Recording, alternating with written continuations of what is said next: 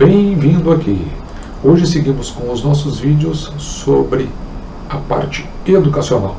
Ainda estamos em viagem, então não estamos fazendo a análise dos papéis, porque o tempo dentro da viagem está sendo muito curto para esse propósito. Então nós fazemos vídeos educacionais, de forma que a gente complemente os entendimentos que nós temos sobre a Bolsa de Valores. Neste caso, nós estamos estabelecendo relações entre análise de cenários como um todo, ou de forma muito específica, em comparativo com a análise que nós utilizamos aqui no canal, que é a análise fundamentalista. Hoje nós estamos no nosso vídeo número 2. Mas antes de irmos adiante, eu peço para você que é novo no canal, ou que já passou pelo canal, que considere a sua inscrição. Ao final do vídeo, deixe seu like, deixe seu dislike, faça o seu comentário e aperte o sininho para receber novos vídeos tão logo eu os tenha postado no canal. No vídeo anterior fizemos uma análise de cenário no sentido mais amplo. Agora vamos fazer uma análise de cenários no sentido um pouco mais estrito. E ela vem de uma pergunta aqui do nosso colaborador, o Herbert Luceno. E é interessante o que ele pergunta, porque ele diz o seguinte: eu tenho algumas dúvidas, e as dúvidas são em relação a duas empresas, a Copel e a Isacetep. Ele está considerando a possibilidade de investimento aqui de longo prazo. Então ele pergunta se tem sentido, investir em empresas que não tenham liquidez e um free float razoável nas ordinárias. Além disso, PN, ou seja, as preferenciais que não possuem tag along. Apenas para facilitar do ponto de vista didático, eu fiz a quebra da questão naquilo que me pareceu mais importante. Então é considerar um longo prazo, baixa liquidez, um free float razoável nas ordinárias e que não tenha um tag along nas preferenciais. Se você viu os nossos vídeos anteriores, observe que essas questões elas não fazem parte da nossa análise fundamentalista. Elas têm outras abordagens em relação à receita líquida, lucro líquido, o PL, o preço sobre o valor patrimonial por ação, dados que vêm das demonstrações de resultados da companhia, como EBITDA, a alavancagem da companhia, a capacidade de investimento dela e o fluxo de caixa. Então, isso a gente considera na análise fundamentalista. Agora, essa abordagem que nos é trazida no questionamento, ela dá um encolhimento. Ela mostra um cenário bem reduzido do que a gente pode considerar na hora de adquirir um papel. E vamos ver o quanto isso pode ser importante ou não para a nossa tomada de decisão. Como nós já temos vídeos anteriores que explicam, longo prazo para nós ele fica entre 10 anos, pelo menos 10 anos, que está aqui no canal. Então se você compra uma ação e pretende fazer dela logo em seguida, então é melhor que você não tenha. A gente costuma dizer, se você não pretende ficar com uma ação por pelo menos 10 anos, então não pense em ficar com ela nem por 10 segundos, porque longo prazo é isso. Já o Benjamin Graham, no livro do Investidor Inteligente, ele coloca ainda como longo prazo a partir de 20 anos. Se você considerar o longo prazo nos termos que eu apresentei aqui, então a baixa liquidez ela tem pouca relevância nisso. Quando que uma liquidez maior vai fazer significado para você?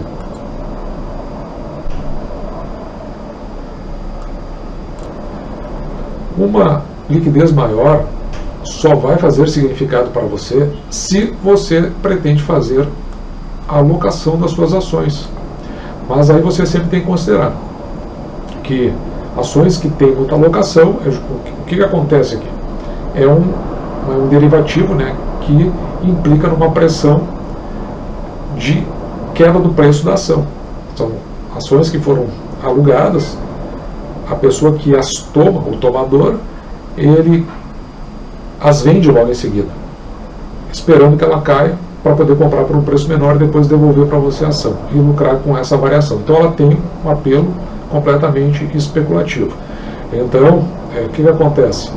Ela é uma dicotomia, é a queda do ativo e a alocação que você faz recebendo em função disso. Então, uma baixa liquidez, ela é pior quando a sua intenção é alocação de ações. Quando eu adquiro ações, eu penso na questão da alocação. Ela é um dos pontos que eu considero em relação à liquidez. Só que, quando uma ação ela sobe e ela está fora do preço que eu considero razoável para ela naquele momento, com base na análise fundamentalista que nós vimos agora há pouco, então eu vou procurando outras opções do mercado. Então é muito comum você encontrar outras ações que estão mais baratas, mas que têm um dividendo muito significativo, e apesar de ter uma liquidez baixa. Então é melhor ter o rendimento dessa ação, ele é muito mais significativo do que o retorno que você ganha com o aluguel de ações. Então, mais uma vez, a baixa liquidez ela não é tão representativa. Agora, se você tem uma ação que tem alta liquidez, ela está ao preço baixo, paga bom dividendo, claro que você vai optar por ela, porque além disso, além dos dividendos que você vai receber por ela, você ainda pode fazer a alocação e receber pelo aluguel dessas ações. Então é um momento que faz sentido, mas ele é apenas um derivativo, ele não é o mais importante nesse contexto. E agora indo para as outras duas partes da questão, que diz respeito a free float nas ordinárias, esse free float razoável para as ordinárias, e ausência de tag along nas preferenciais. Vamos dar uma olhada no free float de algumas companhias. Aqui no caso, uma das ações que foi levantada na questão é justamente da Copel. E se nós olharmos para a Copel, as ações ordinárias que estão aqui nessa coluna, a gente pode ver que aquelas que estão na B3, elas representam aqui aproximadamente, aqui é dado em percentual, a esquerda, na coluna da esquerda em quantidade e aqui em percentual, representam aproximadamente 12% das ações que estão sendo negociadas no mercado secundário. Já se nós olharmos para as preferenciais que estão aqui, a gente pode observar que o percentual das negociadas no mercado secundário, elas são significativamente maiores, estando aqui nesta coluna, tanto para as preferenciais do tipo A, como as preferenciais do tipo B. Olhando agora para a estrutura societária da Taesa, o que a gente observa aqui? Está aqui no mercado, essa parte do mercado. Nós podemos ver aqui que as ordinárias, a Taesa possui 37% no mercado. Ela é mais ou menos um pouco mais que o dobro das ações da Copel. E já as preferenciais, bastante mais de 63% no mercado. Aqui a gente pode dar uma olhada na Sanepar. Vamos ver como é que está a Sanepar. A Sanepar está aqui, acionistas nacionais. 31% do capital votante, né? Isso quer dizer que está meio encolhido aqui, deixa eu tentar dar uma melhorada nessa página. Agora ficou melhor, aqui dá para a gente enxergar de forma mais ajustada. Vamos pegar aqui os acionistas nacionais e a gente pode ver que 31% das ONs e 61% aqui já é capital total. Então, a outra parte, teria que fazer um desconto aqui para ver o que é as preferenciais. Mas 31% está muito parecido com a da Taesa. Uma das que eu tenho em carteira, que é o Banco do Estado do Rio Grande do Sul. Então aqui nas preferenciais, você pode ver aqui que quase que majoritariamente, 98%, elas pertencem ao governo do Estado do Rio Grande do Sul. Se nós formos olhar para os demais, nas ONs, apenas 1,87%, sendo que quando nós consideramos as preferenciais, aí já muda um pouco. Aqui na preferencial do tipo B, 100% está no mercado e apenas 47% das preferenciais do tipo A. E aqui eu quero mostrar aonde que está o detalhe da nossa escolha por uma ou outra ação. Observe aqui, por gentileza. A BR e a SR3 são as ordinárias, certo? Onde tem aquele 1,8% no mercado. BR e SR5 são as preferenciais do tipo A e a BR e SR6 são as preferenciais do tipo B. Agora, olhe para o preço dessas ações. Observe aqui que as ordinárias estão cotadas a 12,41. Deixa eu dar uma melhorada aqui para que você enxergue bem. 12,41. Já as preferenciais tipo B estão cotadas a 10,89. Então aqui tem uma diferença bastante significativa. Por outro lado, olha que coisa interessante. Esta ordinária, ela tem um número de negócios aqui de 28 negócios. E até é natural que tenha poucos negócios, porque no mercado ela tem muito menos ações, então tem negócio bem abaixo. E, no entanto, as preferenciais tipo B tiveram 7 mil negócios. Esse aqui é o volume que... volume não, esse aqui é o número de negócios, o que nos dá uma ideia da liquidez da ação. E esta liquidez, ela faz impulsionar a ação para valores um pouco mais baixos. Mas será que vale a pena comprar mais esta ação, que é a preferencial tipo B, ou vale mais a pena comprar essa ordinária? Vamos dar uma olhada. Aqui nós temos, no site da Status Invest, a ação ordinária do Banco do Estado do Rio Grande do Sul. Dá uma olhada aqui nos dividendos pagos pela companhia. Observe aqui comigo que no ano de 2021 o banco pagou 78 centavos até agora em proventos para a sua ação ordinária e 65 centavos em 2020 também para a sua ação ordinária. É um banco bem regular no seu pagamento, você pode depois consultar aqui e ver como vem acontecendo os pagamentos do banco. Mas o importante que eu quero citar para você são esses dois valores, 65 em 2020 e 78 em 2021. Agora vamos considerar a ação preferencial do tipo B do Banrisul e como é que está em termos de pagamento de proventos. Vamos descer um pouquinho mais abaixo e nós podemos ver que em 2021 pagou 78 centavos, em 2020 pagou 65 centavos, ou seja, pagou o mesmo valor por ação, não importa se ela é ordinária ou se ela é a preferencial do tipo B. E a gente lembra que aqui no canal o importante é toda a composição que nos leva até o pagamento de proventos. Muito bem, então agora ficou mais fácil você verificar se vale a pena adquirir ação do Banrisul ordinária ou preferencial. Você vai comprar uma ação mais barata e vai pagar o mesmo preço. Então fica bem claro. Além disso, se você for depois continuar com a consulta mais aprofundada, você vai ver que também tem o mesmo pagamento para ações preferenciais do tipo A. E, no entanto, aqui você pode verificar o preço e depois você pode fazer essas considerações. Então, neste caso aqui, qual a melhor de comprar? Não é a que tem mais ou menos negócio, mas aquela que vai lhe pagar o provento em função do preço que você pagou. Ou seja, eu compraria a que tem o menor preço em função, neste caso, de ter o menor provento. Se fosse o contrário, se fosse uma ação, a ação ordinária a R$10 e a ação preferencial a 12, eu compraria a ordinária ainda que ela tivesse um número de negócios no dia bem menor. O importante é que ela tenha algum negócio, porque o que me interessa é o provento pago.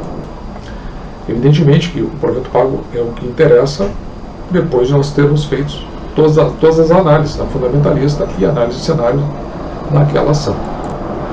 Portanto, como você pode ver, nas minhas decisões, o free float de qualquer natureza nas ações ordinárias não são muito significativos na minha tomada de decisão.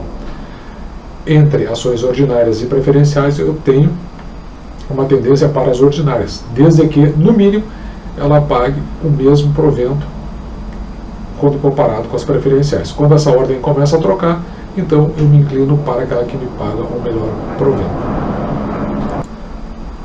E agora, vamos considerar a ausência de tag along nas preferenciais. Na verdade, tag along só tem obrigatoriedade para as ordinárias, segundo a legislação brasileira. Caso você seja iniciante na questão, o tag along ele é um dispositivo que faz vincular a venda corporativa para um outro controlador, e nessa venda corporativa o acionista ele assegura o valor pelo qual aquela participação está sendo vendida, a partir de um percentual, normalmente 80% lá nas ações ordinárias. Então isso é o que significa tag along. Se o controlador resolve vender o todo ou uma parte, então o acionista ele vai junto nessa negociação, ele faz parte dela, optando ou não, evidentemente, se ele quiser manter ou se ele quiser fazer a venda, então, mas é aberto ao acionista, de maneira que ele assegura essa venda no mínimo 80%.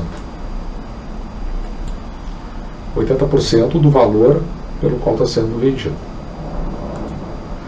Mas o fato não é novo, isso aí já houve situações bastante interessantes, porque aí a gente precisa olhar até com um determinado foco.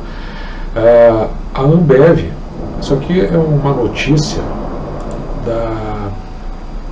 da Folha de São Paulo, ela foi feita, essa notícia aí do dia 17 de março de 2004, Folha de São Paulo, no setor dela de mercado. Então aqui, como a gente pode ver, a Ambev, se você me permite que eu faça a leitura, promoveu, então no dia de ontem, teria sido no dia 16, reunião com acionistas minoritários para explicar acordo com a belga Interbril.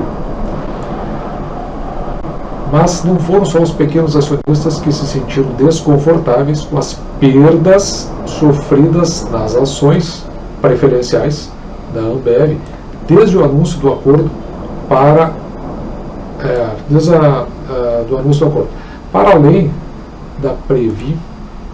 Isso aqui é um fundo previdenciário de funcionários do Banco do Brasil, que enviou um requerimento à CVM solicitando informações sobre a operação. A Ambev teve, nos últimos dias, que explicar o acordo para o banco de investimento Morgan Stanley, etc. e tal. Segundo a empresa, a preocupação dos investidores estrangeiros é entender a discrepância entre o movimento das ações preferenciais e das ordinárias. Porque o que foi que aconteceu aqui? Está nesse parágrafo, que é a parte que interessa realmente dessa história aqui. Em 14 dias, as ações preferenciais da Ambev recuaram 29%. Então vamos ficar com esse valor aqui do dia 17, 29%. Isso ocorreu em parte porque os donos de ações preferenciais da Ambev não terão direito ao tag along, que é o mecanismo que estende aos portadores de ações ordinárias a opção. Então é só uma opção de venda por 80% do valor pago aos ex-controladores. Por outro lado, as ordinárias subiram 6%. Agora vamos ver o que isso aí realmente significou no mercado. Aliás, até vou dizer, fazer uma abordagem aqui do ponto de vista. Se eu olharia com bastante atenção esse recuo, que é bastante interessante, das ações preferenciais. Era o que eu faria assim no primeiro momento. Aqui eu peço desculpa para vocês, porque esse aqui é um programa que eu utilizo, eu tenho dados de várias empresas da B3, ainda do tempo que era a Bovespa, desde os anos 90, porque eu gosto de ver não que isso aqui seja importante para suas decisões, não é, isso aqui não é importante, isso aqui tem apenas um caráter ilustrativo, porque às vezes eu gosto de ir lá no passado e ver exatamente o que pode ter acontecido. Observe aqui, eu fiz uma listagem desde 2004 até 2013 da Ambev, porque nessa época que ela não estava no novo mercado, depois é que ela vira uma empresa no novo mercado, e aí fica pelo ticket que a gente já conhece. Nessa época aqui de 2004, ela ainda era a MBV, e hoje ela é a BVS, se não me engano. A BEV, daqui ó. A BEV3, a BEV3. E antigamente ela era AMBV 3 ou 4. Então o 4 aqui são as preferenciais e o 3 é o ordinário. E aqui você pode notar que as preferenciais, elas até tinham um valor maior aqui, em relação as ordinárias, certo? Isso aqui a gente está considerando o mês de fevereiro de 2004. Vamos ver o que aconteceu lá no mês de março com a ação. Esse daqui para a gente olhar. O mês de março. Um pouquinho mais complicado, mas aqui a gente pode mais ou menos começar a ver o que estava acontecendo aqui pelo dia 9 de março, um pouquinho antes também, o que estava se sucedendo. Você pode notar aqui, ó, que a Ambev 4, no mês de março, no dia 1º de março de 2004, ela estava cotada a 800, ela já tinha subido. Provavelmente já estava sendo considerado o valor dessa venda de participação. E estava acima, estava já começando a ficar abaixo aqui da ordinária, que já começou a ultrapassar. Vamos ver um pouquinho mais para baixo o que aconteceu aqui nesse período. Descer um pouco aqui. Está aqui, ó. Veja bem, se nós considerarmos ali, próximo ao dia 9, a ordinária estava 560, então ela realmente caiu bastante. Aliás, a preferencial estava em 560, ela caiu então de 700 para 560. E a ordinária, ao contrário, ela subiu aqui para 1000. E aí você pode depois verificar como é que isso aqui evoluiu ao longo do ano, se você tiver os dados, né, para ver como é que essas questões foram se sucedendo. Porque é importante a gente ver todo esse histórico dessas companhias e como é que elas se comportaram ao longo de todo o ano em que houve esta venda. Aqui nós temos dados também bastante interessantes. Você pode ver que a ordinária ficou aqui já em abril, cotada a 1024, enquanto a preferencial, no dia 29 aqui de abril, estava cotada a metade do preço. Lembrando que lá no início ela estava superior. Bom, mas essas são as questões do mercado. Isso a gente está olhando, esse é o curto prazo. E aqui é que o Tega Long pode pegar na hora de você fazer as suas considerações de curto prazo. Mas vamos ver o que acontece no longo prazo. Mas antes de dizer o que acontece no longo prazo, eu vou dizer uma coisa para você. Não é o tipo de empresa que eu invisto. Mas se uma empresa que eu invisto e tem as ponderações que a gente considera aqui do ponto de vista da sanidade da empresa, do ponto de vista da análise fundamentalista, neste momento o que eu teria feito era comprado mais ações das ações preferenciais. Essa disparada, assim, ela para mim não faz sentido, é uma questão muito utópica de mercado, é o que me sugere. Nós estávamos olhando 2004, vamos dar uma olhada aqui em 2007, basicamente aqui no dia 18 de 2007. Aqui você pode verificar que a ordinária, a AMBV3, ela ficou cotada 1.389, ao passo que a preferencial 1.381. Elas ficaram muito próximas, aqui elas já começam a se tornar muito próximas. E se você for ver logo adiante, as preferenciais ultrapassam de novo as ordinárias. Esse é o efeito do mercado de longo prazo. Ainda no ano de 2007, a gente pode verificar que teve um desdobramento de 1:10 das ações da Ambev. E você pode verificar que continuam meio para e passo, tanto as ordinárias quanto as preferenciais. Elas começam a andar bem juntas aqui. Em alguns momentos, as preferenciais ultrapassando as ordinárias. Já olhando mais à frente, para o ano de 2010, você pode verificar aqui que a ação ela sofreu um desdobramento de novo aqui, de 5:1, mais ou menos. Eu não fiz o cálculo, mas é aproximadamente de 5:1. E nesse desdobramento, você pode verificar também que a ação preferencial já estava bastante à frente da ordinária e se manteve durante o desdobramento. Então, enquanto aqui no desdobramento passou a 49,25 a preferencial, a ordinária estava a 41,82, já consideravelmente à frente. Por fim, em 2013, o ano que a Ambev entrou para um novo mercado, então você pode ver que o último dia aqui da negociação das ações, a preferencial estava levemente à frente. Aliás, a ordinária estava levemente à frente da preferencial, 87, 86,80. Então aqui nós temos um fato real que aconteceu numa empresa que nas preferenciais não tinha tag along. Inicialmente a gente viu toda aquela confusão, porque claro, é uma análise momentânea, uma análise de mercado. E essas análises momentâneas levam as pessoas a tomar decisões precipitadas. E essas precipitações é que geram as oportunidades. Eu teria comprado lá na época, que nem eu disse, não por saber o futuro, mas me pareceu que não fazia sentido aquele distanciamento, simplesmente por uma questão de tag along. Eu teria comprado mais das preferenciais.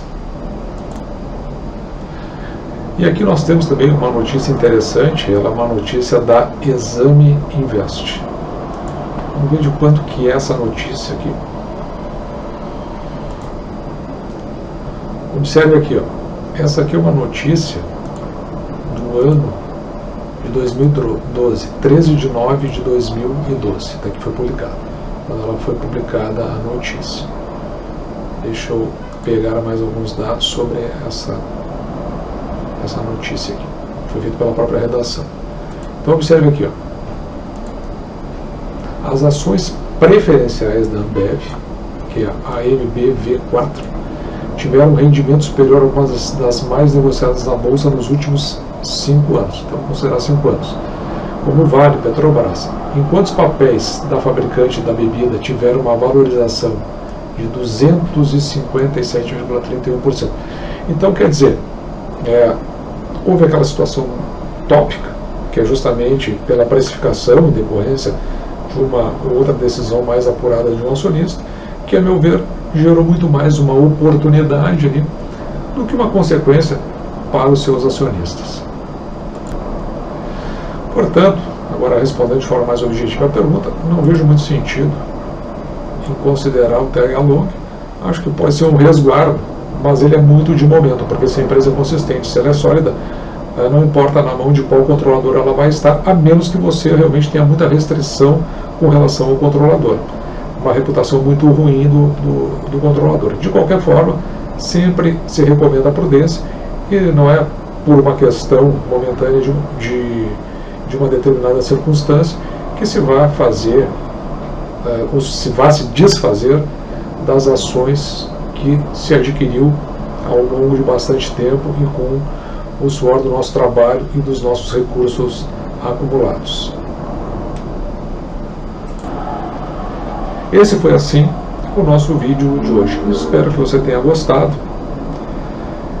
De forma que eu conclamo a você, caso você seja novo no canal, ou já tenha vindo ao canal, eu conclamo que você considere a sua inscrição.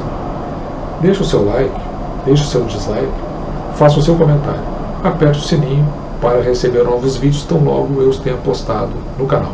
Um grande abraço!